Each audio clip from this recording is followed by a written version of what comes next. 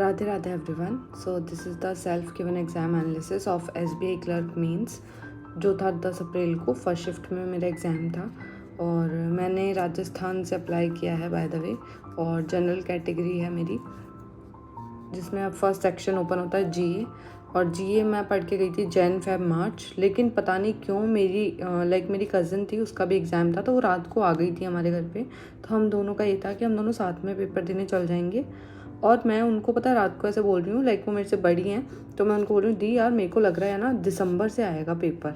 I don't know why, लेकिन मेरी जो एक वो होता है ना, एक इंस्टिंक्ट आपकी बोलती है अंदर से कि है ना, मेरे को लग रहा है कि दिसंबर से पेपर आएगा। और मैंने दिसंबर का स्टडी आई क्यू का मैंने वो करा था, क्या बोलते हैं उसको, बैंकिंग अवेयरनेस करी थी, जो 2 वीडियो थे। तो उसका मेरे 1.5 वीडियो कंप्लीट हो पाए थे, तो मैंने वो करके गई थी मैं ओनली एंड ओनली।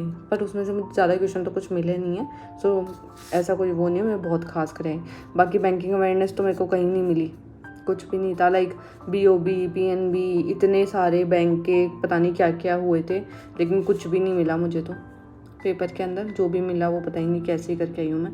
और दिसंबर और जनवरी की थी मोस्टली न्यूज़, ऐसे पहले के भी थे, नवंबर का भी था, एक सितंबर का भी क्वेश्चन था, वो वात्सल्य स्कीम का था मैक्सिमम लिमिट, तो वो मुझे पहले का याद था तो मैंने कर दिया था, उसकी नो लिमिट उसका आंसर था। तो दिसंबर जैन से सबसे ज़्यादा चाहिए थी। और फिर था फेब और मार्च जो मैं करके गई थी, जो बिल्कुल भी नहीं आया था। ये तो था क्या, ये तो कुछ भी नहीं था इसके अंदर से, तो फालतू में इतना ज़्यादा मेहनत लगा के पढ़ रही थी। इससे अच्छा था मैं कि ये सब कुछ नहीं करके इन तीनों पे कर लेती तो भी पेपर क्लियर हो जाता, क्योंकि हर बच्चे का ये वाला सेक्शन तो वैसे भी घट गया, बट कोई नहीं। अब फिर था इंग्लिश है ना, थी मॉडरेट। इंग्लिश है ना, मैं मॉडरेट इसलिए कह रही हूँ क्योंकि ये लेंदी थी, लेकिन हाँ इसके क्वेश्चंस बन रहे थे। इसमें 2 तो आरसी थे, एक तो है ना 3 मार्क का था और बाकी के एक 6-7 नंबर के क्वेश्चन का आरसी था इंग्लिश के अंदर। एक कंपनी एक्स का था जो बड़ा वाला आरसी था, कंपनी एक्स करके कुछ था। और इसके अंदर जो था वो एक क्लोज टेस्ट था, जिसमें वो था कि क्लोज टेस्ट में क्या था कि कौन सा फिट नहीं हो रहा है, और वो क्लोज टेस्ट बेस्ड था हेट के ऊपर था। हेट कर रहे हो तो वो क्या होगा आपके, हेट से रिलेटेड कुछ था। और इसके अंदर थे सेंटेंस रीअरेंजमेंट वाले क्वेश्चंस थे। पैराजंबल था, और पैराजंबल था 7 जिसमें सेंटेंस थे, तो जिसमें एक फिक्स था 6th नंबर वाला, जो सबसे लास्ट था ना जी, वो 6th नंबर पे फिक्स था, बाकी फिर पैराजंबल था। ऐसे इंग्लिश का कुछ सेक्शन था, तो इसमें तो मैंने अटैम्प्ट किए 18, एंड इंग्लिश में I have attempted 22 questions only, because English की कोई प्रैक्टिस नहीं थी। वही मैं कह रही हूँ, एंड में अगर मैं इंग्लिश को भी बहुत अच्छे से कर लेती ना तो यहाँ से मार्क्स फैच हो सकते थे। फिर आया क्वांट्स को देख के थोड़ी सी चैन आया था मेरे को कि, लेकिन क्वांट्स का लेवल काफ़ी ज़्यादा डुएबल था। क्वांट्स मेरे 29 अटैम्प्ट हुए हैं, इससे भी बहुत अच्छे करके आए हैं बच्चे, आई नो। इसमें है ना क्वांट्स का मैं बता देती हूँ। क्वांट्स में है ना सिंपल अप्रॉक्सीमेशन आया था, अप्रॉक्स के क्वेश्चंस थे।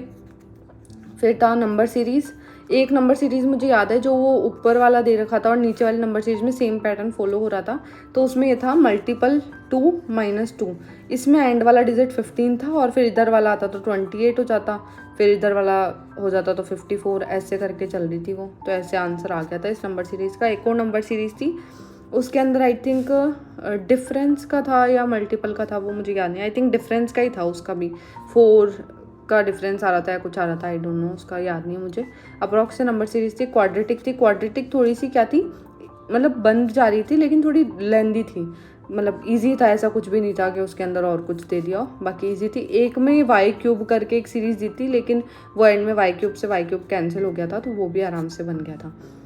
और क्वेश्चंस थे डी में है ना, पाई चार्ट वाली डी आई थी एक, जिसमें एक्स की वैल्यू आई थी 12.5, फिर उससे आगे पूरी पाई चार्ट सॉल्व हो गया था। तो ये डी आई थी क्वांट्स के अंदर। और एक थी क्वांट्स के अंदर, और क्या था, एक केसलेट आई थी, वो मैंने करी नहीं थी, टाइम मेरा ख़त्म हो गया था केसलेट के लिए। और एक और डी आई थी, और कौन सी डी आई थी, और तो बाकी ठीक है। वो ग्राफ वाली आई थी एक, जिसमें परसेंटेज के बेसिस पे गिवन था, अपीयर्ड और पास ऐसे करके कुछ था, तो ये था, बार ग्राफ थी। और कोई क्वेश्चंस बस इस टाइप से था, क्वांट डुएबल साइड पे लगा मेरे को। और फिर था रीजनिंग कैसा था, मुझे थोड़ा मॉडरेट साइड पे लगा। मॉडरेट क्यों लगा, क्योंकि इसमें क्वेश्चंस ऐसे थे कि लाइक बिखरे हुए थे, आपको मार्क्स फैच करने थे, ऐसे था। मॉडरेट ऐसे मतलब लेंदी था थोड़ा। क्रिटिकल आई हुई थी इसमें 8 से 9 या 10 नंबर की, तो क्रिटिकल ही थी। मतलब स्टार्टिंग में 5 क्वेश्चन तो क्रिटिकल के लाइन से दे रखे थे, फिर आगे भी पेपर में क्वेश्चंस थे, 4 क्वेश्चंस तो वैसे थे, तो 9 मार्क की क्रिटिकल थी इसके अंदर। और इसमें पजल्स आ रखी थी। अब मैं रीजनिंग का अपना बताती हूँ, मैंने क्या करा था, मार्क फॉर रिव्यू कर दिया था, ठीक है। और मैं क्या पेज पे लिख लेती हूँ कि यहाँ पे पजल्स है और यहाँ पे ऐसे ऐसे मेरे को ये वाले क्वेश्चंस करने मिसलेनियस का। अब इसके अंदर क्या हुआ, एक पजल आई थी जो मैंने मार्क फॉर रिव्यू कर दी थी। अब उसका फर्स्ट था, मतलब 8 पर्सन्स थे और वो ऐसे बैठे हुए थे नॉर्थ एंड साउथ में, ऐसे कुछ देख रहे थे वो। अब उसने बोला कि बी के राइट में 2 छोड़ के यहाँ पे जो पर्सन बैठा है वो उसका पार्टनर है, ऐसे करके कुछ था उसका रिलेशन। मैं बोली पार्टनर है, यानी कि ब्लड रिलेशन वाली पजल है, और ये तो मैंने कभी उठानी नहीं होती है। फिर मैंने सोचा चलो कोई बात नहीं, बट ट्राई कर लेते हैं, ये बन जाएगी क्या पता मैंने उसका एक और कंडीशन नोट करी, सिर्फ एक कंडीशन मैंने इसकी नोट करी, और उसके बाद मैं बोला पागल हो क्या कि क्यों कर रही हो, इतना बड़ा रिस्क ले क्यों रही हो, मेंस का एग्जाम है, कोई मॉक नहीं है। फिर मैंने इसको हैंड टू हैंड वहीं पे स्किप कर दिया। और ये वाली पजल तो आई थिंक सो स्किप पे करने की होती है, मेरे से तो वैसे भी नहीं बनती है ये ब्लड रिलेशन वाली पजल्स। और फिर थी एक ये थोड़ी नई, मतलब एक पजल लगी, अब आई डोंट नो ये नई थी या नहीं थी। लाइक है ना, था मंडे टू फ्राइडे, 5 थे, 1 2 3 4 5, like Monday Tuesday Wednesday and Thursday and Friday, yes हाँ। और इसमें ऐसे थे कि एक्स और वाई पे प्ले स्टेशंस पे गेम खेल रहे थे, तो इसकी 2 पॉसिबिलिटी बनी थी कि लाइक जो ए था वो वेडनेसडे से ऊपर जा रहा था, ऐसे था। तो इसकी 2 पॉसिबिलिटी बन के बना था। ए यहाँ पे सेट हुआ था, फिर मेरा ए यहाँ पे ये वाली पॉसिबिलिटी हुई थी, और डी यहाँ पे आया था, और यहाँ पर सी और ई नहीं बैठ रहे थे, ऐसे करके कंडीशन बनी थी। और मेरा यहाँ पे ये सीक्वेंस मेरा फॉलो हुआ था। अब मेरे को जहाँ तक याद आ रहा है यही था, बाकी आप देख लेना, अगर आप में से भी किसका ये बना है तो बता देना मेरे को, अगर सही हो तो मेरा। बाकी वैसे तो मेरे आंसर सारे मैच हो गए थे उस पजल में, तो ये वाली एक पजल बनती, और एक पजल थी वो लाइक 3 मंथ्स थे, और 3 उसमें डेट्स थी, 3 ही डेट्स थी अलग अलग, तो ऐसे 9 मेंबर की पजल आई थी। ये बहुत ज़्यादा डुएबल थी, मतलब 1 पॉसिबिलिटी में बन गई थी ये। सो ये वाली पजल थी, ये वाली पजल मैंने बनाई, तो 5 क्वेश्चन तो इससे हो गए थे। बाकी मैंने मिसलेनियस बनाए थे, वो वाले आते हैं रो वाले होते हैं कि लाइक के नंबर दे रखा है 27 53 94 97, ऐसे ऐसे नंबर गिवन थे। और इसके बाद ये बता रखा था लाइक ऑड है, तो उसके आगे अगर वो वाला है, क्या बोलते हैं उसको, स्क्वायर नंबर है या फिर स्क्वायर नहीं है, इस टाइप से था इसका। ये भी इजीली बन गई थी। लेकिन ये वाले क्वेश्चन क्या मेरे को डबल अटैम्प्ट करने पड़ गए थे, डबल इन द सेंस कि कहीं के आंसर मेरे निकले नहीं थे, तो मेरे को उसको रिसॉल्व करना पड़ा था, तो ये हुआ। ठीक है, रीजनिंग इस टाइप से ही आई थी।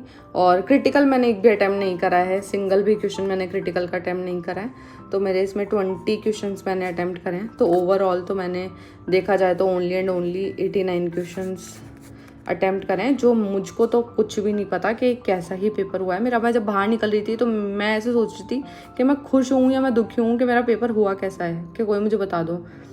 सो I don't know about that. तो यही था मेरा एक्सपीरियंस। और आप में से किस किस के कितने अटैम्प्ट हुए हैं और आपने किस स्टेट से फॉर्म फिल किया था, so please let me know in the comments. And all the very best for दोस्त जिनका 12 को है एग्ज़ाम।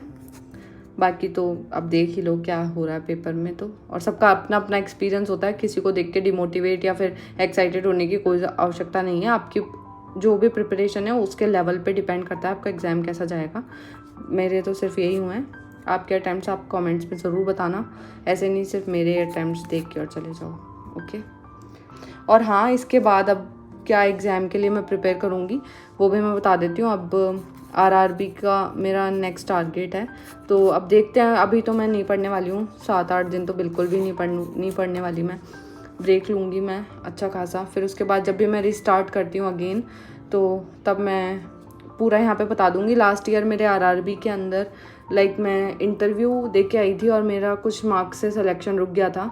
मैं रिजर्व लिस्ट में तो नहीं आई थी, बट हाँ मेरे को एक्सपीरियंस है उस चीज़ का। मेरे मेंस के अंदर मेरे मार्क्स ओनली कट ऑफ से अबाउ थे, वो 7 मार्क्स अबाउ थे कट ऑफ से, तो दैट्स वाई मेरा वो क्लियर नहीं हो पाया था। इंटरव्यू में आई स्कोर्ड प्रिटी डिसेंट। मैं कभी अपना इंटरव्यू का स्कोर भी 80+ मैंने स्कोर करा है इंटरव्यू में। सो मैं वो भी अपना एक्सपीरियंस शेयर करूँगी आपके साथ कि मेरा क्या कैसे था एक्सपीरियंस। तो या stay tuned for that. And या यही है RRB जब का जो भी मैं प्लान करूँगी मैं शेयर कर दूँगी फर्दर। सो यही था मेरा कुछ पेपर का। That's pretty much it for today's video. See you tomorrow. Radhe Radhe.